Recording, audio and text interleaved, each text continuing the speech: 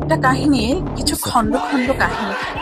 সেই খণ্ড কাহিনীগুলোই জোড়া লেগে একটা কাহিনীকে সম্পূর্ণ করে। কিন্তু জানেন কি, প্রত্যেকটা কাহিনীরই একটা বিশ্বাস থাকে, একটা আশা থাকে, একটা প্রার্থনা থাকে যে দিন শেষে সত্যেরই জয় হবে। আমরা প্রত্যেকেই এটা বিশ্বাস করি যে আমাদের গল্পের अलग अलग সত্যটা जगहों से हैं। সবসময় জিতে যাবে। शिवराजपुर কিন্তু पुलिस स्टेशन একদিন के बार এমনও मामलों में আসে ये संदिग्ध যেদিন इनका দেখা मुख्य যায় काम है আমাদের डकैती সত্য चोरी। কিংবা আমরা হেরে যাই আমরা যাদের উপর ভরসা করতাম তাদেরই সামনে।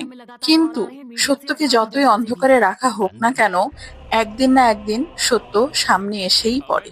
কোর্ট চত্বরে অপেক্ষারত এক নারী, যার আশা, বিশ্বাস, প্রার্থনা এই যে একটা সুষ্ঠু বিচার হবে, যেখানে সত্যও জিতে যাবে। কোর্টরুম থেকে বেরিয়ে আসা এক আসামি, যার এই রায়ের ফলে পুলিশেরও চোখে পানি। কে সেই আসামি? এই কোর্ট চত্বর থেকে বেরোতে বেরোতেই তার কাঁধে কে একজন হাত দিল। কে এই ব্যক্তি?